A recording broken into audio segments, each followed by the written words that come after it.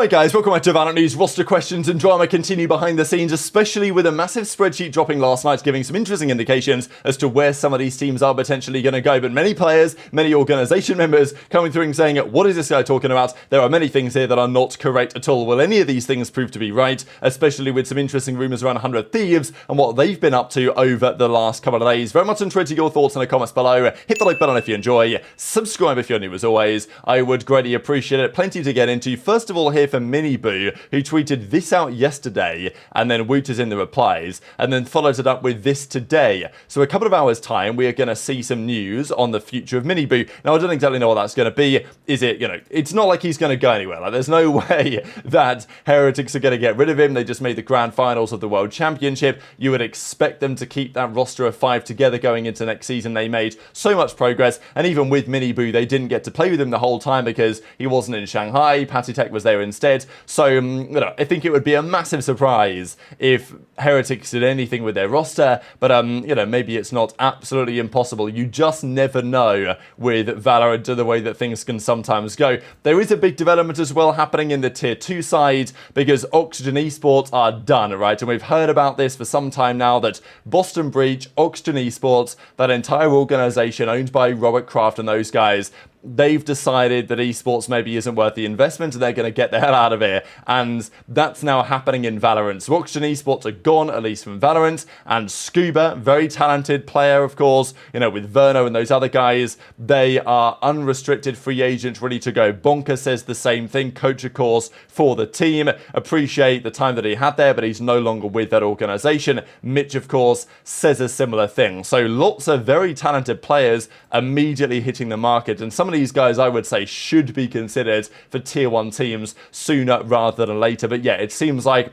Oxygen are going to effectively cease operations, and well, certainly on the Valorant side, that's going to be happening and they're out of there. This was one of the big rumours of yesterday, though, on 100 Thieves, coming out of James FF, of course, who's back in business. Funny how it works, isn't it? Because, the most of the year, the leakers, the people that are talking about roster rumours, they're pretty quiet, and then as soon as Champions ends, bang, we get one thing after the other. Now, 100T apparently trying Kanpeki, of course, a player that you guys may well remember from when he was on Sentinels briefly a couple of years ago now, and he's obviously still around the community and has done pretty well over the last couple of years. They are apparently looking to make changes for the upcoming 2025 season. Of course, previously TSM, previously Sentinels there for Kanpeki. However, there was some debate on whether this was actually true or not, and we'll talk about the community note in a second, as to whether this was actually a trial or not. James Webb says that it was a trial, and what's interesting about this is that it doesn't seem like it was a trial, and we'll explain exactly what happened in a second, but this was an interesting part of the quote, as they're looking to make changes for the upcoming season. So is this an assumption that is being made based on the fact they're trialing Kanpeki? Quite possibly.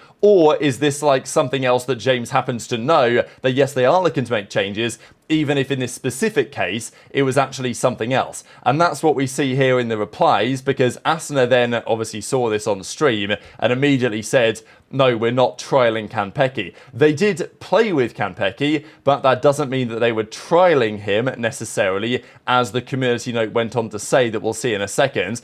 This was also from Rossi, who actually just straight up tweeted it out when they were playing M80. So, of course, M80 are looking to get ready for Ascension, right? They're getting down there soon to Monterey to try and qualify for the VCT Tier 1 effectively, and therefore they've been looking for some help in scrims. That can be the difficulty on some level when you are an Ascension team trying to compete and trying to be as good as you possibly can be, because most other teams aren't playing anymore, right? They've just come back from Champions. They're not scrimming, right? What are they doing? The only way you're going to get that is against teams that are trialing players or against other Ascension teams, but you don't really want to play, your other top rivals before you go and play them again on LAN in an important moment. So that, I guess, is the thing here, that M80, they need some good practice, and they seemingly got some pretty good results. I mean, we can see here Nismo, BCJ, Net, etc., etc. Up 17-4 here on this 100T roster. Now, this roster of Bang, Boostio, Asuna, and then Will and Kanpeki. Also, I think worthy of note that we didn't see their coach, Zix, in the lobby, which you would expect if this actually was some sort of a trial.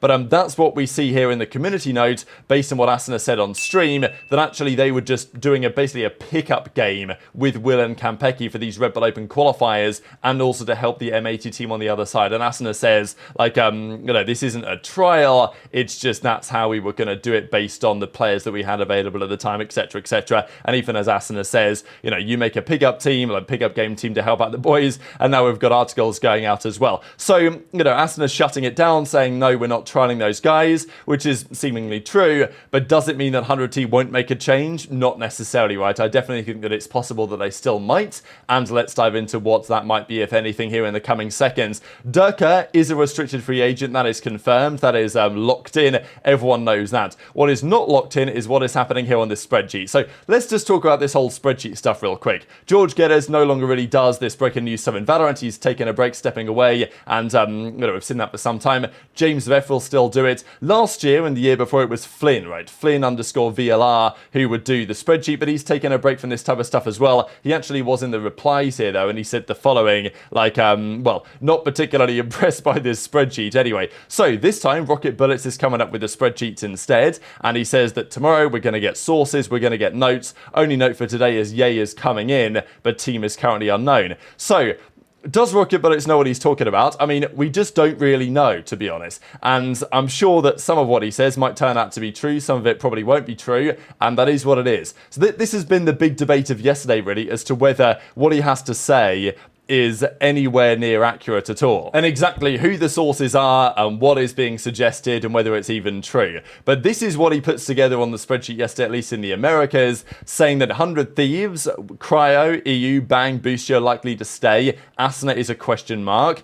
NRG, pretty interesting, with Som and FNS and Ethan and everything, probably going to stay. And then Crashy is, as, obviously a question mark. Are in this case meaning returning. Of course, we know that Victor's gone, and, well, who knows about Crashies. Now, like, obviously take this with a massive grain of salt. The interesting part is Sentinels, with Sassy seemingly gone or out of there or retiring or whatever, right? So people were seeing this thinking, okay, is this even true? Like, how much can we read into it? There was obviously some talk about trials on NRG. You guys can see that apparently Sinatra and Asuna might be doing trials with that roster, which would be absolutely wild if that was potentially true. But apparently it's not true. So Era FPS actually says seeing Sassy retire is going to be sad if he does. So it's just been a rumor for a while, and I have no idea whether Rocket Bullets actually knows anything more on that than has just been in the rumor mill in general. And obviously we're looking at Narrate potentially trialing for Sentinels, so I don't know where that's coming from. But as I say, some of this may be true, some of it probably isn't true, but the question is, where the hell is all this stuff coming from? Because Taniz says apparently we're trialing Asuna and Sinatra. We haven't even started playing yet. He's either just making things up completely, or his source is actively trolling him. Not sure which option is funnier right now. And, there's some discussion between Bo and Tanis again here in the replies on exactly what's true or not. So I think at the absolute very best, we have to take this spreadsheet with a pretty sizable pinch of salt, and we've got people from NRG effectively saying, nah, that isn't true. But at the same time, there are other things going on that may very well be true. This was pretty interesting here. So Cloud9, of course, we've got questions on them. Imi is the head coach over there, and as he says, last chance to beat these fours before I remove them from the team. Now, this is a pretty fascinating comment on the Reddit yesterday. So there was someone who decided to put together their own spreadsheet, and this guy Still HD in the reply said, just ask people. I hopped in Imi's stream and asked, how did scrimmers with Rossi go? Because that was the rumour, of course, that he was trialling with them, and he straight up says, he did good. He did really good. I'm not going to hide that he was scrimming for us. I'll say it, out of all the players I've trialled, he's the closest I've seen to what Zelsys provides for a team. So, if that's true, and it probably sounds pretty true to me,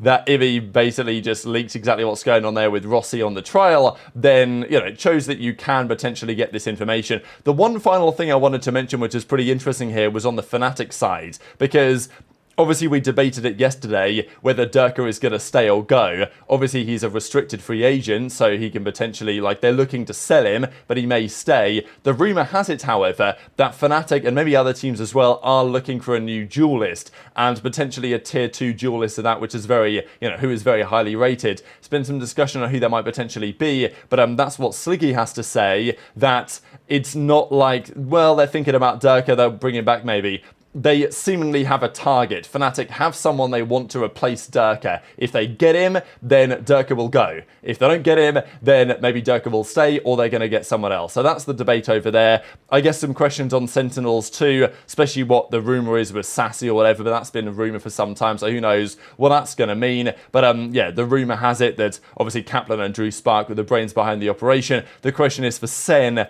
are they going to make a change or are they not? Is it worth it or whatever you want to say? But very much interested to your thoughts in the comments below. This, just to quickly mention, is the Pacific playoffs for Ascension, the bracket that's of course going on in Jakarta after the recent changes there. But very much interested your thoughts on all this stuff in the comments. Hit the like button if you enjoyed, subscribe if you're new, take care, and I'll see you next time.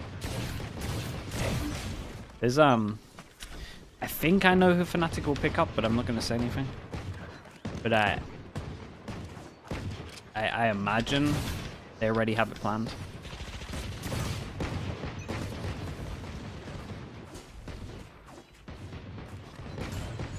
No free stack? Yeah, we can probably get Mini and Nil, to be honest.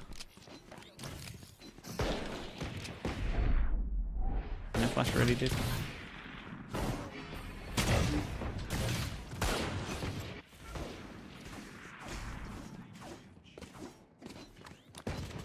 Leak it? I actually don't know anything. I imagine it'll be a tier 2.